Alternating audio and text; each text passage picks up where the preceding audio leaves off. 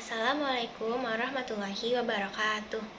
Hello guys, I am Kalista Putri Ramadhani from Faculty of Science and Technology, majoring in Mathematics.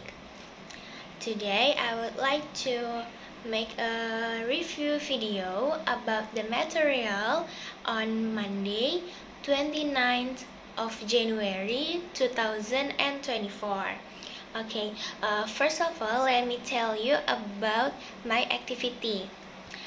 Pertama-tama, di sini saya sedang mengikuti kegiatan FLO atau Foreign Language Orientation, yaitu merupakan orientasi dari UKM Bahasa Flat. Nah, di sini aku akan mereview materi yang telah diberikan pada hari Senin, tanggal 29 Januari 2024. Materinya adalah tentang language skill atau seminar kebahasaan. Nah, pada materi kemarin dibawakan oleh tutor our speaker. She is Madam Syarah H. Andrian, and she is branch manager of IFI Wijaya or Institute Franchise Indonesia.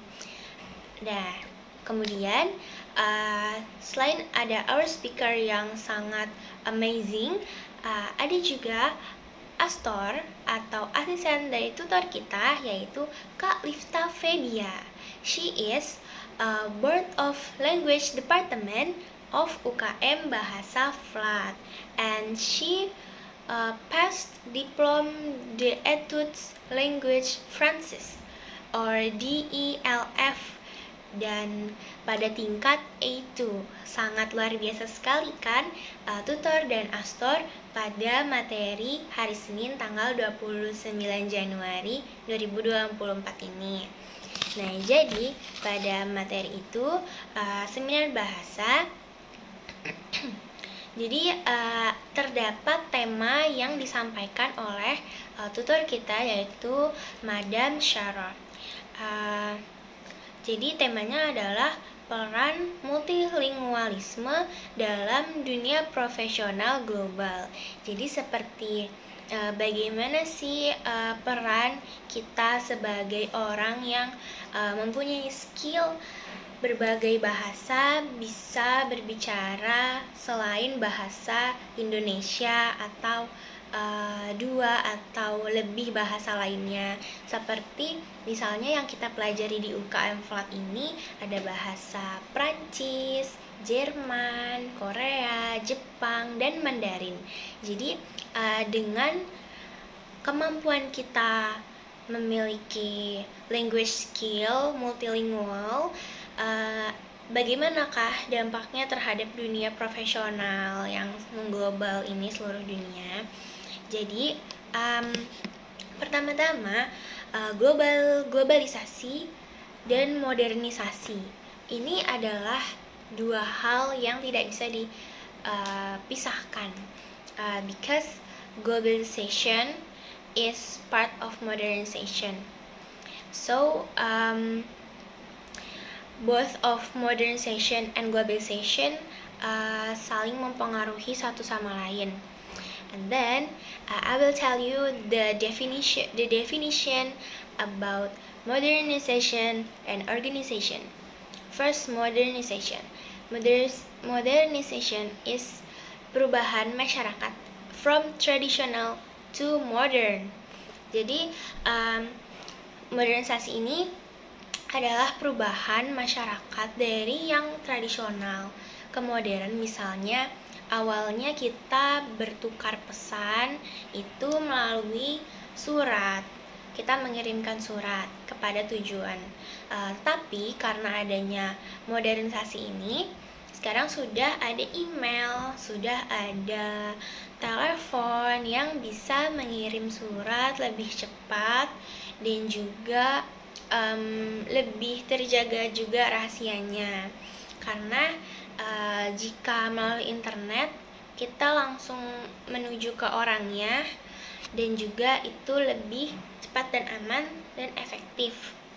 Nah, itu salah satu contoh dari bentuk modernisasi. Kemudian, the next is globalization.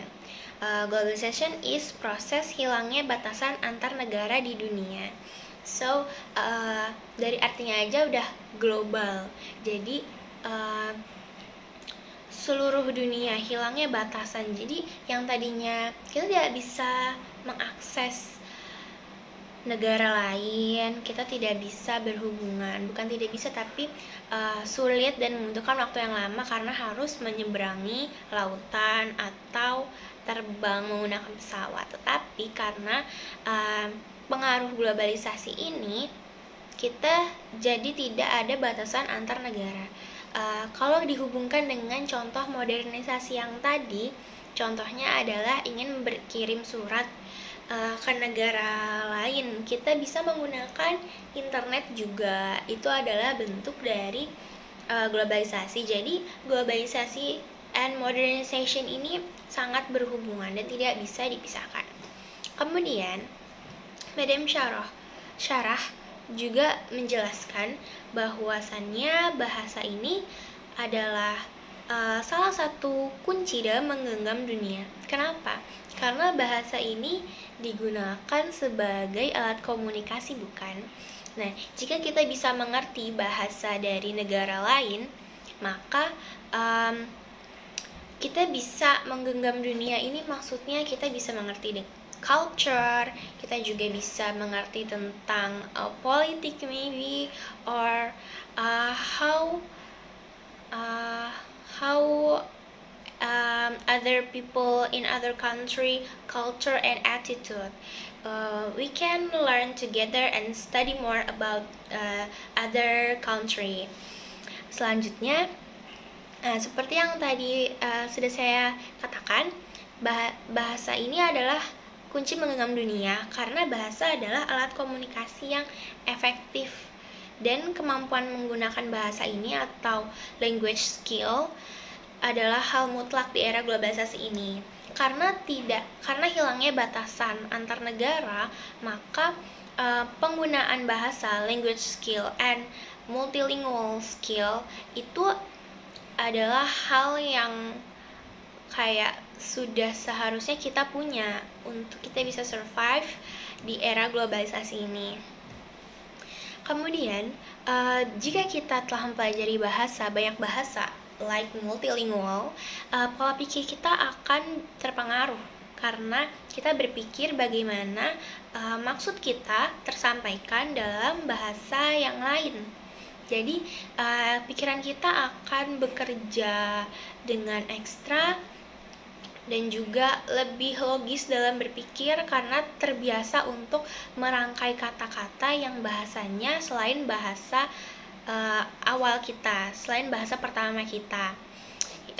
Selain itu, pikiran kita juga terbuka karena selain kita mempelajari language from other country, we will also learn about their culture, like how people pronounce this word, how people use this expression in their culture, right? So, itu membuat pikiran kita terbuka mengenai budaya-budaya dan mungkin ciri khas khusus dari bahasa suatu negara tersebut. Wawasan kita juga jadi luas dan kita juga mempunyai empati dan rasa peduli dengan orang lain. Selanjutnya, bagaimana cara kita untuk bisa baik di dunia profesional global ini dengan cara kita multilingual? Oke, di sini Madam Syarah memberikan beberapa strategi. Yang pertama ini fokus pada tujuan yang pasti. Jadi tujuan kita apa? Misalkan kita mau menjadi translator, so we have to learn and study hard and focus on our achievement so that kita bisa capai tujuan yang sudah kita buat tadi, komitmen kita. Belajar ini untuk apa? Kemudian melatih pendengaran. Ya, listening, reading, writing itu sangat penting di dalam bahasa karena kita harus familiar with how native speaker pronounce their words or sentence, and bagaimana mereka mengucapkan kata-kata itu. Pasti kan berbeda bagaimana native speaker yang bicara dan orang lain. Jadi kita juga harus melatih pendengaran kita agar yang kita pelajari ini benar. Selanjutnya, mengulang-ulang materi. We have to learn, ulang lagi, baca-baca lagi materinya agar tidak lupa. Karena mungkin lingkungan kita yang tidak berbahasa asing membuat kita lupa dan tidak memakainya. Dengan kita membaca dan mengulang-ulang lagi, itu akan membantu mengingat beberapa kosakata asing, bahasa asing, kita jadi ingat lagi. Kemudian berpikir dalam bahasa yang dipelajari. Biasanya kita akan berpikir dalam bahasa Indonesia, kemudian kita rangkai kata-katanya menggunakan bahasa asing. Tetapi di sini strateginya kita bisa mencoba untuk berpikir menggunakan bahasa asing tersebut. Rajin membaca juga, membaca literatur yang sesuai dengan bahasa yang ingin kita pelajari. Kemudian menulis dan jangan takut untuk membuat kesalahan karena di sini we are a new learner about the language, so we have to confident to pronounce the word and to speak our language. Jadi kita harus percaya diri berbicara dengan bahasa yang kita pelajari agar terbiasa dan juga bisa untuk lancar. Kemudian Madam Syarah ini adalah branch manager of Institute Francis Indonesia, right? And she tell us why France? Karena because French is bahasa resmi di 28 negara. Jadi jika kita memahami bahasa Prancis, kita bisa mengerti juga bahasa dari 28 negara.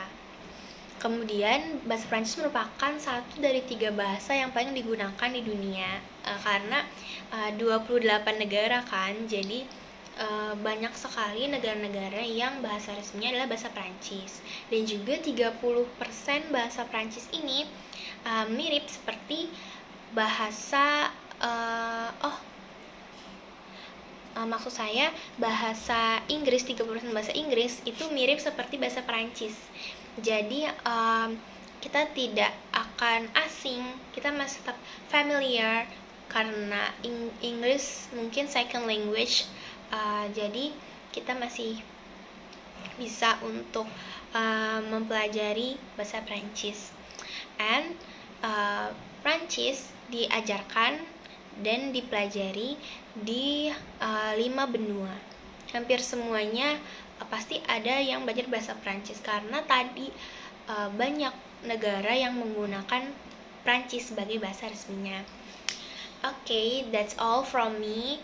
I'm sorry if there's many mistakes in my review. So, thank you for your attention and your understanding. Wassalamualaikum warahmatullahi wabarakatuh.